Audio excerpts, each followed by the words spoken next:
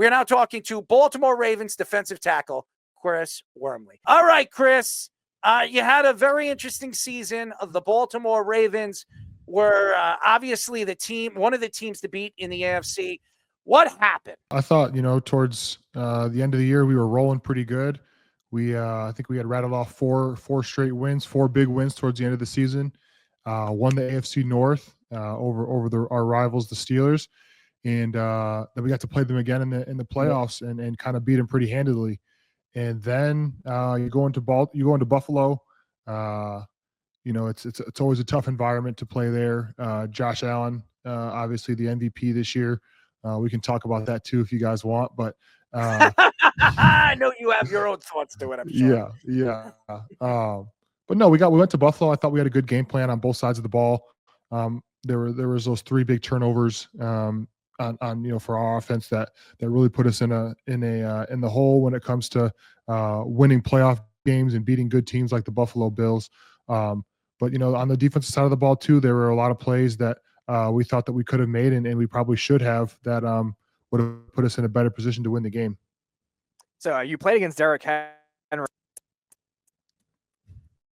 You guys played in the playoffs a couple times with the Ravens and with the Steelers when you were there, and now getting to see him in person as a teammate. Like, what was that experience all like? It's better to have him on your side than play against him. I personally haven't had too much success going up against him and stopping that train and that machine that he is. He's an incredible player, and I'm happy he's on our side now. When you get to play with guys of that caliber, that just like it's different. I played with guys that you can't really explain it. Like they're just different. Like, what is one thing that you take from them is as far as like just their day in and day out that you apply to your own work ethic, to things you do to try to get better? Yeah, obviously they have God-given ability, God-given talent, all that. But a guy like Derrick Henry puts in that work. He's usually one of the first ones in, last ones out type of mentality. He takes care of his body throughout the season, and he's a pro's pro when it comes to how you handle yourself on and off the field. And you can only respect a player like that and respect somebody who isn't just going to rest on his, like I said, his God-given ability. He is a player that you are amazed at when you see him, when you play against him, and when you're on the sidelines watching him as a teammate, you're like, this guy is unbelievable. It's fantastic to watch. We are talking to Baltimore Ravens defensive tackle Chris Wormley. He's been on our show. Busy guy. I mean, he's played for the Ravens, the Steelers, the Panthers. Last time we had him on a show, he was playing for the Panthers, and now he's playing for the great Baltimore Ravens. You brought up the Lamar Jackson and Josh Allen situation, and I have to get into it because a lot of people are questioning. Lamar Jackson has won 2 MVPs, and going into the offseason, going into the postseason, everybody was questioning who is going to win the MVP. Lamar Jackson had the better numbers, but Josh Allen, obviously in the AFC East, was dominant. He played so well with a team that lost so many players in the offseason, and he's never won. And maybe some people are saying that the NFL was probably giving him like a lollipop because of all the things that have happened to him over the past year. Well, obviously, you have your own thoughts. You played with Lamar, and you understand Lamar's concept of what it takes to be a superstar quarterback and an MVP quarterback. What were your thoughts when you heard Josh Allen as the MVP at the honors? I was a little surprised just because of the season that Lamar had. When you look at his 2 previous MVPs and the numbers that he put up this year, they were better than those two seasons. Obviously, Josh is going to be a Hall of Fame quarterback. His competitiveness, what he brings to his team week in and week out is in that conversation for the most valuable player. But when I get to see Lamar on a week in and week in basis in practice, obviously on Sundays, it's just on a different level of what he can do with the football. It's pretty spectacular. So you played with and actually got drafted with a guy that's been very outspoken, one of the personalities of that defense, Marlon Humphrey. He had some interesting comments about John Harbaugh in the beginning of the season. He's had some. He's been one of the trash talking type corners too. What is your relationship with him like, and what are your thoughts on like his style of corner in the game today? Yeah, I think Marlon is is one of one when you talk about personality, how he plays the corner position. He's not just out there covering guys and picking off the ball. He's coming down and thudding people, and he's probably one of the hardest hitters when it comes to the cornerback position. He's a great teammate, a great person, and I'm glad he's on our side because he's one of the best out there. And he has respect for the game too, like I talk about, like with Derrick Henry, how he takes care of his body, respects the game, and puts his all into it. It's fun to watch.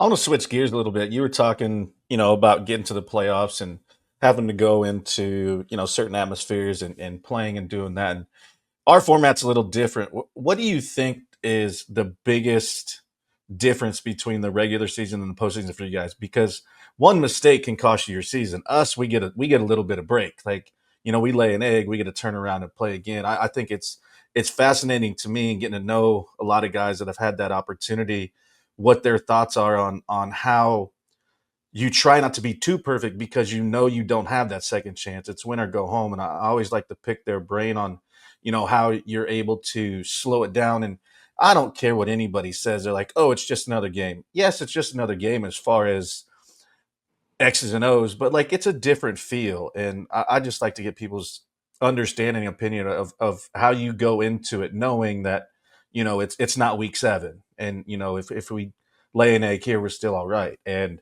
it's for me trying to pick a brain and understanding your mentality going into it, understanding atmosphere, leverage of the game, and who you're playing. I think it's very interesting for me, and I think a lot of people don't understand our mindsets going into like a postseason game.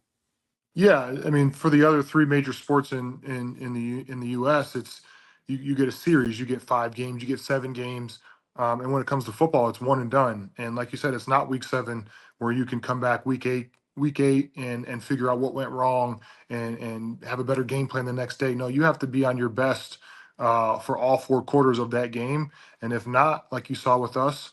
In that divisional round, we go home, and like you guys saw on Sunday, obviously, a lot of people thought that the Chiefs were going to win, and they didn't have their best game, not even close to their best game. And when you only have one chance or one game to lay it out there, um, it is a win or go home. It is a dire situation when it comes to the NFL playoffs that you don't see in other professional sports. Chris, you've been on our show. We love you. And every time you come on the show, the off season is long. Well, we think it's long because the combine and you have the draft and they have OTAs. It goes very, very fast. And the NFL is the talk of all sports. When the season's over, the Super Bowl, we were there at the Super Bowl and we had the opportunity to work radio and be around with some of the former players and even some of the players right now in the NFL. I watched the season throughout the year. And I watch Baltimore, and Baltimore is mainly known for their defense. And this past year, their strength was their offense. You played on the defense. The first 8 weeks, you guys were not playing at the top of your game. It was the final, I would say, 5 weeks of the season is where your defense took off all the way into the playoffs. What happened? Why was there such a mishap when it came to your defense, when you had all the additions that you made in the offseason to make this team and this defense better? Yeah, I mean, obviously, like as a defensive player, you want to be the best side of the ball, whether it's offense, defense, or special teams. Like you want to be the side of the ball that the team can rely on, that can count on to make that big play at the end of the game to seal the game. And like you said, those first 2.5 months of the season, that wasn't the case for us. It was Lamar and Derrick Henry leading us, which obviously is a great duo to have on the offensive side of the ball to be able to for the defense to lean on. But the type of defense that we are, and that, like you said, the defense that the Baltimore Ravens have been playing for 25 years, almost 30 years now, since they've become a franchise, it was unacceptable. And we had a lot of hard talks, a lot of difficult conversations as a defense when it comes to how we want to play, what can we do to continue to get better. And really, that last month and a half of the season, we turned it around and we're playing some of the best defensive ball in all of the NFL. And I give a lot of credit to the coaches and the players and all of us for sticking together, because I've seen it where teams have called it quits and then start pointing fingers and start name calling and things like that. When at the end of the day, we're all men. We all want to continue to have success, and we want to have success. And for us to come together like we did in that last month and a half, I was really proud of the defense. One of our interns have a question for you, and I want to read it off, and it's a very good one. He says he wanted me to ask you, you played for the Steelers, Mike Tomlin and his future as the Steelers head coach. Where do you see his future with all the things that have happened over the last couple of years? Yeah, obviously the success that Mike Tomlin has had is second to none when you talk about not having a losing season and 16, 17 years as a head coach. But I think there's a standard in Pittsburgh. I think there's a mentality in Pittsburgh where you have to win. And obviously he's been there before. He's won a Super Bowl. He's been to 2 of them. They have the players, especially on that defensive side of the ball, with guys like TJ and Cam Hayward and Minka Fitzpatrick and Patrick Queen now as their linebacker, to make a run in the playoffs. I think they're still figuring things out on the offensive side of the ball. Who the quarterback's going to be next year is going to be huge. But I think as long as Mike T wants to stay in Pittsburgh, I think the Rooney family, Mr. Rooney, and the ownership group are going to want him around. And you can't take away what he's done these last 16, 17 years. But also I think there's a sense of urgency in Pittsburgh, the city of Pittsburgh, in that locker room and with Mike T himself. He knows that playoff wins and getting to Super Bowls and winning Super Bowls is the standard in Pittsburgh. It's been that way since they were founded, and they're looking to continue that success and get back to that success that they've had. I wish the Jets believed in that success. I mean, it's 15 years they haven't been into the playoffs. Then again, think about a Super Bowl. That's 55 years ago. Oh man, being a Jet fan makes me sick to my stomach. I'm sorry. I just had to. So I want to go to another coach you played for, Jim Harbaugh, who won a national championship in Michigan. I'm sure you were very happy about that. I'm sure you weren't too happy about who won this year, but no. Nevertheless, he goes to the Chargers. He gets that team to the playoffs for the first year. Probably the biggest defensive turnaround we've seen. It was the worst passing defense in the NFL, but one of the best defenses. So what are your thoughts on when you played with Jim Harbaugh, what was the culture like? And do you think he's really reinvented himself to coach again in the NFL? Yeah, I think when Jim left from the 49ers to come to Michigan, there were a lot of reports and stories around how he was I wouldn't say treating the players, but how he wanted his organization run. And in the NFL, they're grown men with kids and wives and mortgages and 401k plans. They're not college kids that are going to listen to everything that you say. And I think when he got back to Michigan, he kind of had that a little more control than he did in the NFL, and he liked that. And we respected it because, that turnaround that we saw him have at San Diego and then going to Stanford and then going to the 49ers, we were looking for that as we were 5-7 the year before at Michigan, and he turned that around and we went 10-3 the last 2 years. So to see him have that success in LA now with the Chargers, it's something that I think a lot of us who have been around him and spent some time around him weren't surprised by. And I think they're only going to get better as his tenure there continues to go. And speaking of coaches, you played for some great coaches and a lot of pedigree.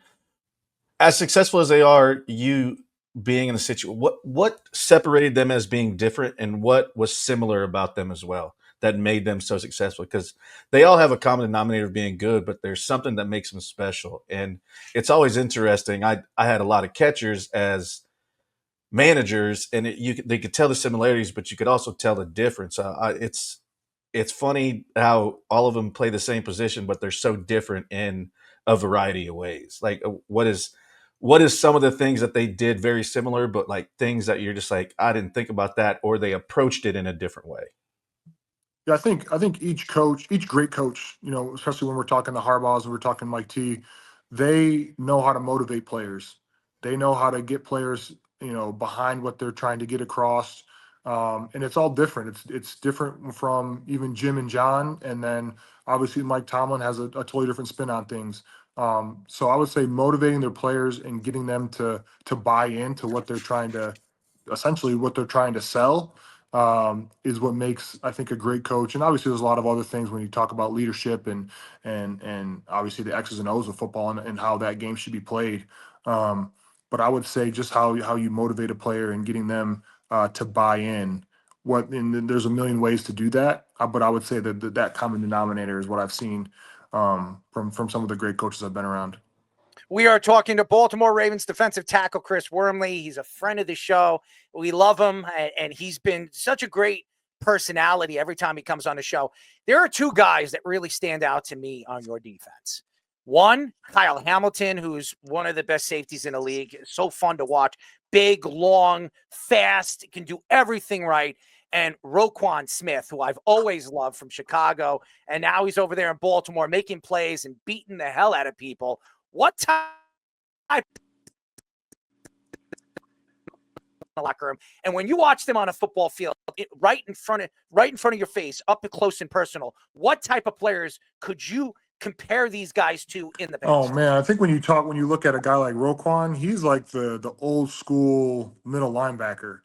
Like he is looking to hit something at all times. A lot of friendly fire. You watch the tape. He's running into our players. He's taking our guys out, but he's hunting the ball, and that's why I think he had 1,000 tackles in his first 7 seasons, which is crazy to think about. And then you have a guy who like Kyle, who like is like 6'3", maybe 6'4", super lanky, athletic. He's crazy smart when it comes to the X's and O's of football. He knows where to be. He knows where the play's going most of the time. And he can play in the box too. So he's a special player. I don't know if I've ever seen a safety like that before. I've seen some good safeties. I played with Earl Thomas and Eric Weddle. Played with Mika Fitzpatrick in Pittsburgh, and those guys.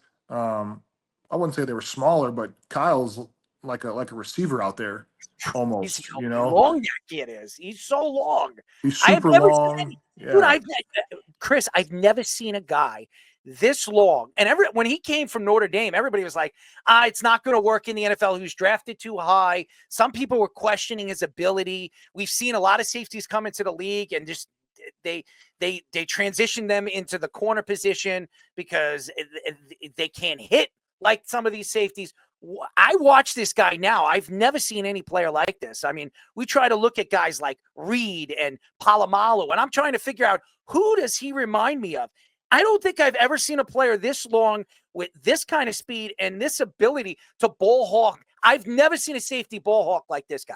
I've never seen anything like it. Yeah, I mean, when you talk about like comparisons, like I said, I played with some good safeties. I'm trying to think back in my childhood what the safeties, back in the day were like. But there's no one that at least body type looks like Kyle Hamilton. And when you talk about hard hitting, like he will lay the wood on anybody. Him, Roquan, and Marlon Humphrey, and then we got another guy, Darius Washington, who came in about halfway through the season. He's a little short and stocky safety, but he hits harder than anybody. He's taking some guys out. So that Baltimore secondary and linebacker group, they can hit, and obviously you got the defensive line up front, who are some monsters as well. So it was a fun year to be a part of in Baltimore, especially that last month and a half of the season. But they got some players over there that I think are going to be some gold jacket guys in the next 15, 20 years. So as your thoughts as a player, as there's rumors of the 18th game swirling around, a lot of these players saying that they don't get enough of the benefits, which we definitely agree with. All these players should be getting more injury insurance and stuff like that. We were doing interviews last week on Radio Row with Jonathan Casillas, who used to play in the NFL, he was the only one so far that's advocated for the 18th game. What are your thoughts? Of course he is.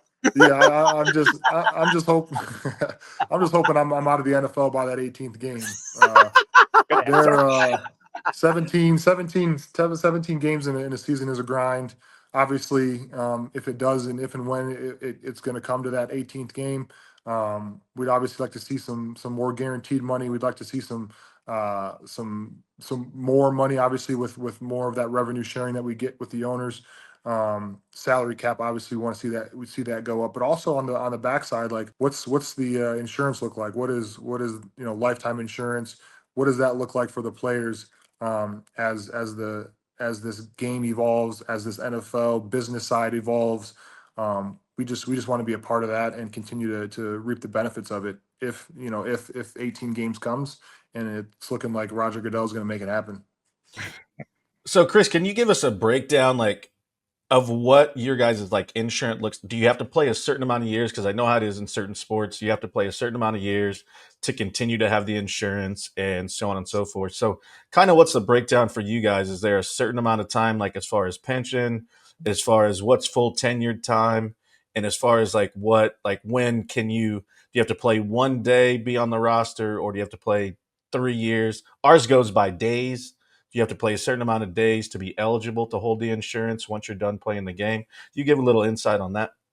Yeah, I was actually, I don't know if you guys know Eric Haas at all, but he's a catcher for the Brewers right now. And I train with him back in Michigan. We cross paths for about 2 weeks of the year when we're training together. And he was kind of explaining just how you get, in football terms, it's called a accredited season. And he was kind of trying to explain it in baseball terms, and it's kind of wild. I think he's been in the league or been a professional baseball player for maybe 12 years now, 11, 12 years. And like he only has 4 or 5 like actual real baseball seasons when it comes to at the end of his, career with pension and stuff. But for football players, it's 3 games. And you get, so if you get 3 games, that's a credited season. If you get 3 credited seasons, then you're fully vested in the 401k plan. So that's 3 games per season? 3 games per season. And if you get that for 3 years, then you get, like I said, you get your pension, you get your 401k, and then health insurance, I'm pretty sure runs out after 5 years. You're covered for 5 years after you play, once you're fully vested. So if you play 1 game in the NFL and never play again, they're kind of like, okay, kind of kick rocks and screw you. That's what they're telling you. Kind of wipe your hands and get on with it. But if you put the time in and you play a bunch of games, you're covered. You're sitting pretty good. A lot of the pension stuff doesn't happen until you're 55, 65, but down the road, it's nice to know that you have some money coming in. I'm not going to zipper my lip, because how does a commissioner have him and his family have insurance if he retires now and he never ever has to be commissioner again? His kids, his wife, his whole damn family has insurance for themselves. He's making $50-something million.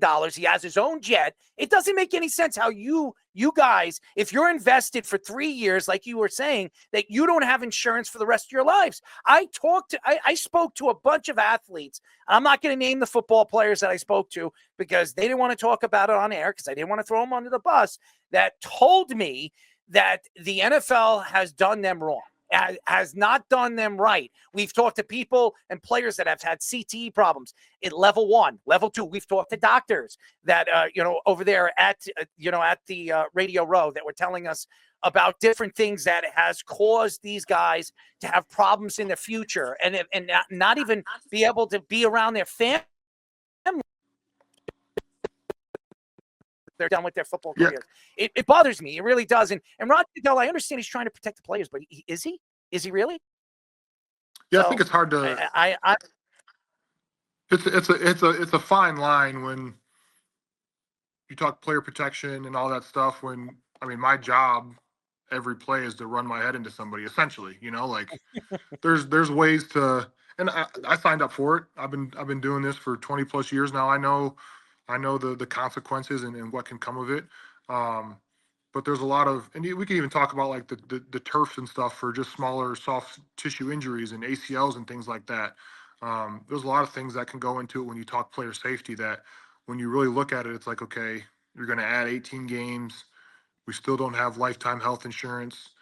Like something's got to budge when you talk about player safety and all the things that are adding up that don't equal player safety.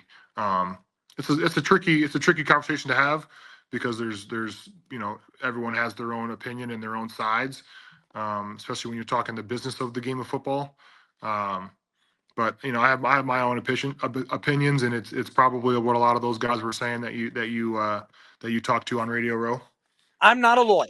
Okay, but if I was a lawyer and I was standing up for the players, the one thing I would say, you want an 18th game? Here's what we're going to do. Because all I keep hearing is about the veteran quarterbacks. Well, the veteran quarterbacks want guaranteed money. Okay, Screw the veteran quarterbacks. How about some of these players that put their brains on the line? You have running backs that are beating their bodies up, and they only have 3 or 4 years in the NFL, and then they barely could walk. I know a bunch of them. I'm friends with 2 of them that played in the NFL for 4 years, and one of them barely can walk. He walks with a cane. So I'm not going to sit here and say, hey, you know what? If you want an 18th game, here's what I would do. And I said this, and I want to hear what your thoughts are to this. If you want an 18th game, I want guaranteed insurance for the rest of my life, me and my family. That's one. Number 2, I don't want all these stadiums. You have all these billions and billions of dollars. Do you know what the NFL made off that Kansas City and Philadelphia Eagles game? Go look at the money. They made $5.5 million off of every single commercial that was played. And the commercials were played between 45 seconds and a minute. And they made $5.5 million off of every single one of those commercials when they were played. Okay, so where does that money go? Does it go to the owners? Why is it not going to the players more? These guys are putting their bodies on the line just as much as anybody. So my number 2 thing that I think they should do is all the fields. There's only 2 fields right now in the NFL that is grass. They should make every single one of those fields, those football fields, grass, not turf. Because like you just said, Chris, the big problem right now is Achilles injuries, knee injuries, quad injuries, ankle injuries. What is the cause of it? Well, I talked to a bunch of doctors. You know what the doctors told me? Have you ever run on turf? I said, yeah, I ran on turf. When you stop with cleats on turf, what happens? It doesn't move. When you stop on grass, it moves. The reason why the problem is why people are getting these Achilles tears and these ACLs and MCLs and PCL tears is because when they stop on turf, the turf doesn't move. So what does your body do? It kind of like it just stays into place, and your cleats get stuck in the turf. I think that the number one thing I think they should do is, if the NFL wants an 18th game, life insurance for life. I mean, as far as health insurance, and the other thing is, obviously, changing the turf into grass all over the league. Your thoughts to it? I would agree. If you want to up the games to 18, take away a preseason game, which now preseason games are really for rookies and guys trying to make the team. And when you look at the health insurance, that's what we need. That's what we need to push for. We should have pushed for that last CBA back in 2020, and we didn't when they upped it to 17 games. I think there's going to come a time where there might be a lockout like we saw, I think, in 2011, where the insurance and maybe even grass. I think if we can get the insurance and we can get the lifetime health insurance, I think that is a major win, because it doesn't just affect the top 5 guys who are going to be making more money, the most money anyways, when you're looking at the salary cap continuing to increase. We want the lifetime insurance, and I think that can happen, especially if it goes to 18 games. We got to push for that hard as players. But if that happens, does everybody in the past get lifetime insurance, or only the players in the league? That's my question, because there are a lot of players struggling right now. There are a lot of players that can't pay their insurance. I remember, I'm not going to mention a name. Somebody told me at Radio Row he pays $3,500 for insurance every single month for him and his children. How do you live like that? I mean, how do you survive like that? I know they've made millions and millions of dollars, but millions and millions of dollars goes quick in this world. You know this. Yeah, $3,500 seems outrageous for insurance. We don't, as a current player, I don't have to pay that. But if that was coming out of my pocket, I'd be pretty pissed. So yeah, there's going to come a time. I don't pay anywhere near that. Yeah. That sounds outrageous. So there's going to come a time where I think us as players are going to have to stand up and come together and put our foot down when it comes to that, because it's not like obviously we're going to want more money and a lot of other things when it comes to the new CBA, but I think if we could stand on one thing, it's got to be the lifetime insurance. Is your CBA 10 years? Yeah, 10 years. Yep. 10 years. I think the guy that I interviewed, he had 5 kids. He had 5 kids, and he had his wife and himself, and he pays $3,500 every single month for their insurance. $800 a person. Yeah, it's crazy. It's absolutely crazy. I don't know, man. Is that plus dental or everything, or is that just like regular? Everything. I think he said it was everything. He paid, So $500 a person. yeah. So he said it was like $3,500 a month for full insurance for his 5 kids, and his wife, which he pays for. And I'm not going to name the player that I was talking to. Again, we didn't speak about this on air because obviously some people protecting themselves because they're playing in the league still. So and that was somebody at Fish. I obviously that was one of the guys that I wanted to get on the show, but he was so busy. He was walking around jumping from one place to another. But he is actually he's a young guy. I think he's 27 years old, and he's in the NFL. And he's a pretty big known player that I know. So why if he's still in the league, why is he paying insurance?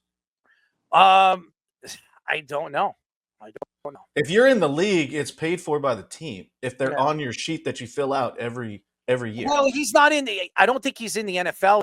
I don't know exactly, but he is in the league. He was in the league last year. I don't know if he's in the league this year. So I don't know, but he's a pretty known player, and he was here. So he told me it was $3,500 that he's paying, and he says that the league needs to do something about it. That's what he was telling me. And players that are retired that were telling me, Jonathan Stewart doesn't care that I mention his name. Jonathan Stewart complained about it. He said something about the insurance situation that every player, he's paying $2,500 a month for him and his, I think, two daughters and his wife or something like that. So a lot of these guys are paying a ton of money. And we've had ex-NFL players, Hall of Fame NFL players that tell me they can't even pay their insurance because, Chris, what you guys are making now in the 90s and the early 2000s, they weren't making that kind of money. Now the quarterbacks are making $50 million, $60 million. You have Dak Prescott making $60 million. You're talking about Purdy, who was a 7th round draft pick, final pick in the draft. He's probably going to get between 60 and 65 million. So you're not making that kind of money. I mean, only the quarterbacks, the top offensive tackles, the top corners, the big, they say the 4 positions that everybody look for. Those are the only guys making that money. I just think it's wrong. If you play a certain amount of time in the NFL, you should have a lifetime insurance. I just don't understand it. I really don't get it. Yeah, I mean, we can keep going on and on about it, but like I said, when the new CBA comes around in 2030, I think there's going to be some real discussions about what we really want. And when I look back at the 2020 CBA, there was a lot of uncertainty just because it was COVID. Like I think a lot of players wanted to get the CBA done, wanted to keep getting paid. We didn't know if the season was going to happen. So there was a lot of uncertainties. And when 2030 rolls around, I hope we can stick together a little more than we did and make some real change, especially on that healthcare side. Well, we really appreciate the time. And listen, man, what's next for you? I mean, obviously, are you going to be back with Baltimore? Are you a free agent this offseason?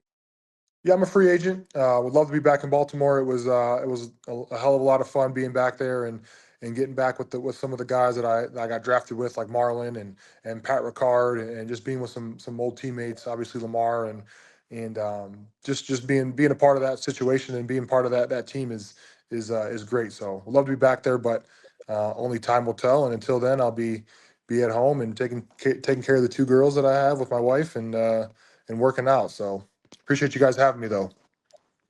You look good, man. You look good. I watched you when you were on the football field. You look great, and I watched you with the Panthers, and I only wish the best for you. Maybe you go the Jets or the Giants and we get a chance. You play alongside Dexter Lawrence. I mean, these guys love Dexter. It's Sexy Dexy is one of the best defensive linemen in the league, if not the best. I mean, your thoughts? Where would you rather go? Would you go to the Giants or the Jets? And don't worry, you're not going to hurt my feelings. That's a tough question. Answer whoever pays the bills. That's it. That's the real answer. I think playing next to Dexter Lawrence would be crazy. I think when it's all said and done, he's going to be definitely the best nose tackle to ever play the game. He's he's a special player, and just watching him on film, you try to replicate some of the things he does, and it's when you're 6'5", probably pushing 350 and still can move and be as athletic as him, it's a sight to see for sure. You got Fish all like, you got them all smiling and happy because you mentioned a Giant and not a Jet, but that's okay. I don't hate you for it because throw the Jets under the bus. Every single guest that we have on the show, they're like, yeah, I'll go to the Giants. I don't want to go there. But Aaron Glenn, I think, is going to really help this team and this organization. I think so too. I think what he did with Detroit these last few years, help him turn around that organization. I think he can bring some of that to New York and with the Jets because they need a little help over there. Yeah, let's keep away from Aaron Rodgers, okay? Let him go. Let him go to Jeopardy, okay? Let him go over there and host Jeopardy or do something else. Or what was smoking? Ayahuasca. Maybe he should do a show called Ayahuasca. Or allegedly drinking tea, according to Fish. Would you have some ayahuasca with Mr. Aaron Rodgers? I don't know if I'd have it with him. I'd probably try it. Well, you got to do that after you retire because Yeah. you might be in no man's land after you take some of that. Yeah, who knows? Who knows what happens? We'll come back to that in a couple of years. It's like rolling on acid. Yeah, I don't know if it's that crazy. Good job. But Wouldn't know what that was. Mushrooms, you can have some fun with that too. You want to go to the wilderness? You do not want to have shrooms with me. If you hung out with me in the wilderness, I'd probably scare the hell out of you. You probably be running out of the woods. You probably thought I was a squirrel or something. Oh, man. But Aaron Rodgers. There you go. Look at that. Oh, poor Aaron Rodgers, man. Poor Aaron. I mean, seriously. Yeah, I feel real bad for him. Yeah, real bad for Aaron Rodgers. Yo, I feel bad for him. How do you not feel bad for one of the greatest quarterbacks to ever play this game? He goes to the Jets, just like every single quarterback, and they completely die. That's what happens. You go to the Jets, you die. That's what I celebrate every single year. One of my favorite quarterbacks. I was so excited, and then he just dies. It doesn't make any sense, Chris. I am sick to my stomach every time I cheer for my team, and I think this is going to be the year that everything's going to change. Something happens, and they fall flat in the face. So stay away from the Jets. Just stay away. We've had other ex-NFL players and current NFL players come on and recall the times they played. Yeah, I don't want you to go to my team and then you probably come on this show, next year or in a couple of months and say, you know what, I shouldn't have picked it. A bunch of idiots over there. Plus the MetLife Stadium turf. That's the worst turf to play on, I've heard. Players have told us that if there's a bad place to play, it's MetLife. So nobody wants to go over there because there's more injuries on MetLife turf than anywhere in the NFL. So I think you stay away from there and you'll be in good shape. You're still young, and I'm looking forward to seeing where you go. And listen, let's get you on before the season starts. I want to see what's going on with you and what's going on with OTAs and preseason. Cool. Sounds good. Well, stay safe, stay healthy, and we'll talk to you soon, buddy. Yeah, great seeing you, boys. Take care, guys.